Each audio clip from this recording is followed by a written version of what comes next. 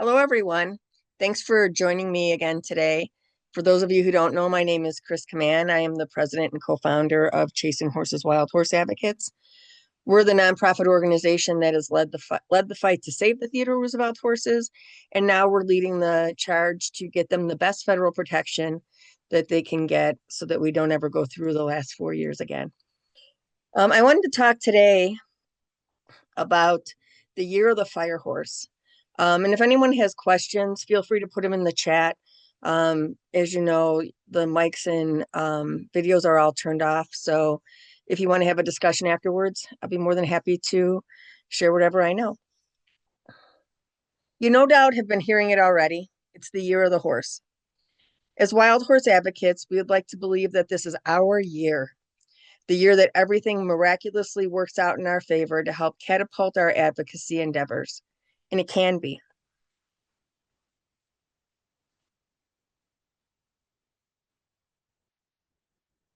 I feel like everyone is looking for some glimmer of hope, and for wild horse and burro advocates, the year of the fire horse is our beacon of hope. Today, I wanted to talk about what this year means with respect to Chinese astrology and just give a very brief overview of what the year possibly holds. While for most of us, we celebrated the new year on January 1st, the Chinese New Year marks the end of winter and the beginning of spring. The first day of Chinese New Year takes place on the second new moon after the winter solstice and usually falls between January 21st and February 20th. This year, the Chinese New Year falls on February 17th, 2026, and will end on February 5th, 2027.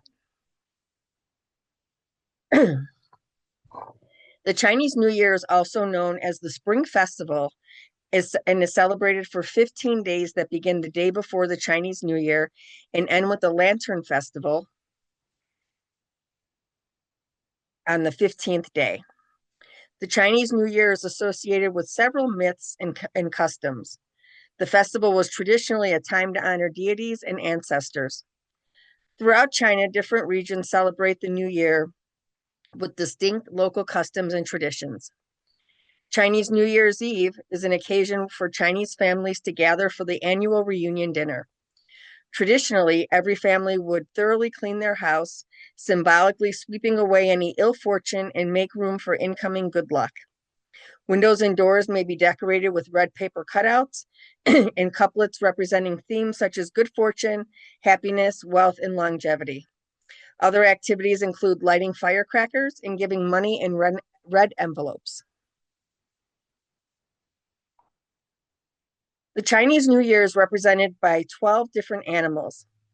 Chinese lore states that the Jade Emperor, the ruler of heaven, wanting to select 12 animals as palace guards and calendar markers, declared a race across a river.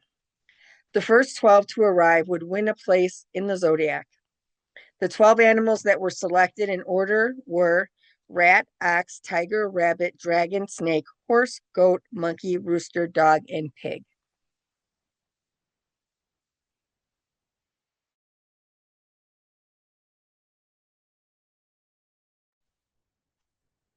According to the legend of the Chinese zodiac race, in which all the animals had to compete in a race to win a spot on the Jade Emperor's calendar, the horse was one of the favorites to win, thanks to their speed and agility. However, not long into the race, the horse came across a pond and caught a glimpse of herself. Her own reflection caused her to become distracted. While she was admiring herself, the other animals streaked by. It was only when she noticed the stamping of feet and hooves had long disappeared that she remembered the race. Quickly, she galloped toward the finish line, but on the way was startled by the snake that sprang out from the grass, taking advantage of her temporary shock to beat her to the finish line. She quickly composed herself again and finally made it to the end of the line, coming in seventh.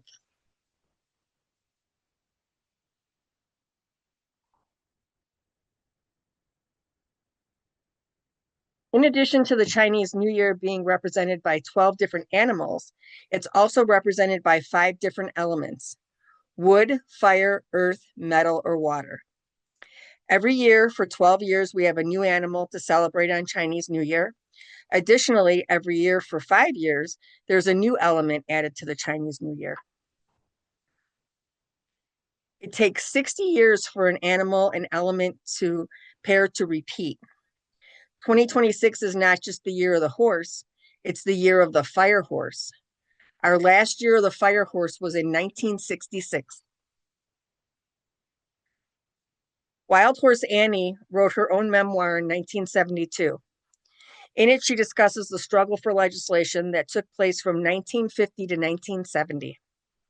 It is very likely that what we know now as the Wild and Free Roaming Horse and Burro Act was taking form during the last year of the fire horse.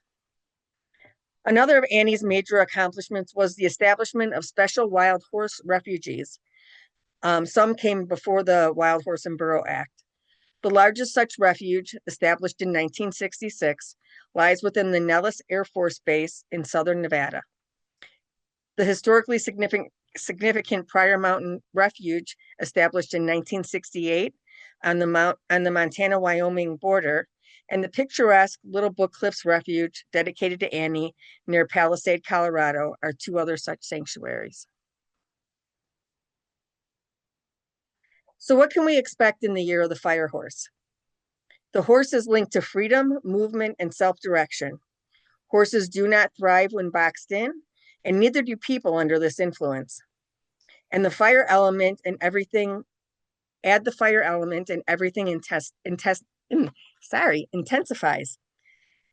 Fire symbolizes visibility, drive, passion, and truth that insists on being seen.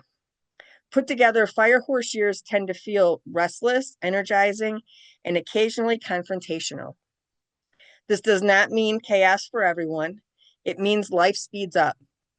Situations that drifted along may now demand answers.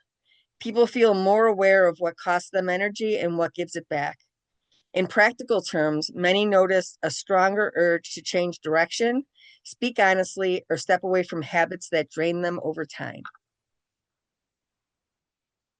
The year of the fire horse rarely rewards half measures. It prefers intention. The year of the fire horse encourages people to act with purpose. It supports honesty, independence, and bold thinking, as long as these qualities serve something meaningful. When approached thoughtfully, 2026 becomes a year that people remember as decisive rather than disruptive. If you feel yourself questioning direction, feeling unusually restless, or sensing that life wants more from you, you're not imagining it. Fire horse years have a way of lighting up areas that matter most. Fire horse years often push people beyond visible limits. Energy feels abundant at times, then suddenly depleted. This makes balance essential. Physical overstretching, stress, and neglected rest can show up quickly. From a well-being perspective, 2026 rewards pacing. Moderate exercise, attention to sleep, and emotional outlets become more than optional. Many benefit from grounding practices that counter fire's intensity. Water routine and movements of stillness can create stability when life speeds up. From a modern viewpoint, the year of the fire horse works best when approached consciously. If you slow down just enough to choose wisely, this year can support progress without burnout. Fire horse energy supports leadership, entrepreneurship, and creative independence, though it rarely supports reckless decisions. Opportunities often come through conversations rather than formal channels. A chance comment, a recommendation, or previously unnoticed contact can lead to meaningful progress. At the same time, impulsive leaps without preparation can backfire. The horse loves movement, but it still needs direction. The year of the fire horse is all about timing. It challenges people to notice where their energy goes, what no longer fits, and where there has been where life has been quietly asking for a bolder response. The fire horse rewards bold risks and immediate action.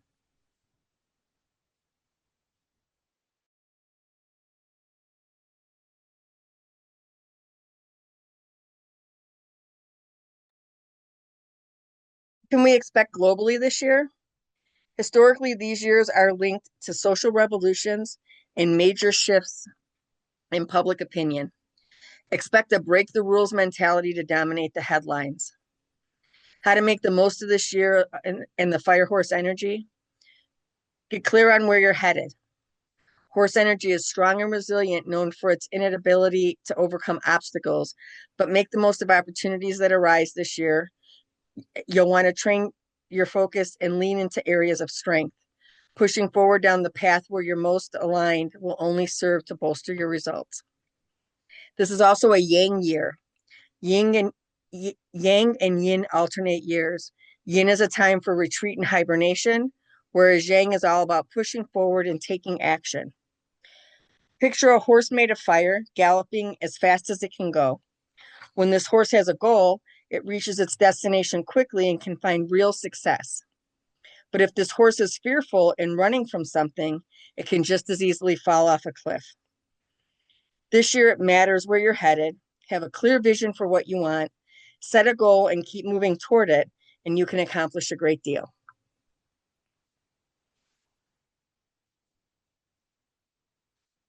Pay attention to where your effort truly belongs and place it there. This year offers more strength and endurance than usual, especially when you're moving in the right direction. Wild Horse Annie ended her memoir with these words. Legislation to protect and manage the wild horse and burros by placing them under federal jurisdiction has followed a tenuous path, with public interest and action finally prevailing. Those of us in the forefront of this battle only showed the way. We did not achieve all that we set out to achieve, and we are not yet sure that what has been gained will provide an adequate program. We must wait and watch. The people of America have fought hard to save this colorful remnant of two animal species that so uniquely represent the American spirit: freedom, pride, independence, endurance, and the ability to survive against unbelievable odds. Should the future of these animals remain in doubt, the fight will go on. The fight for our wild horses and burros does go on. I think we need to call on the spirit of Wild Horse Annie and the spirit of the Fire Horse this year and do what we can to create real and lasting change for our wild horses and burros as we celebrate the Year of the Fire Horse in 2026. And that's all that I have. It was just a quick little presentation to talk about the Year of the Fire Horse and what this means and what it could mean, and a little bit of the history. And I do think that it's very interesting that the last Year of the Fire Horse we had was during Wild Horse Annie's time. So hopefully that's an omen of good things coming for our wild horse and burros as we move through this year. So I don't know if anybody has anything they want to talk about or any comments. I'm glad, Krista, that you enjoyed it. There's just a lot of talk about the Year of the Fire Horse, and I felt it was important to pay tribute to the Chinese customs, talk about a little bit of history, and then even just spiritually and energetically what that can mean for us and what we could be looking forward to. So, well, thank you guys for being here. If nobody has any questions, I will see you guys tomorrow. We've got 3 more great presentations and another one on Monday. So thanks for being here and thanks for being a part of the summit. I do hope the energy finds us, Isabella. It's with anything, I think it's going to also take the action behind the energy. So we've just got to keep moving forward, like everyone's been saying. So thank you. And thank you guys for being here. Have a good day.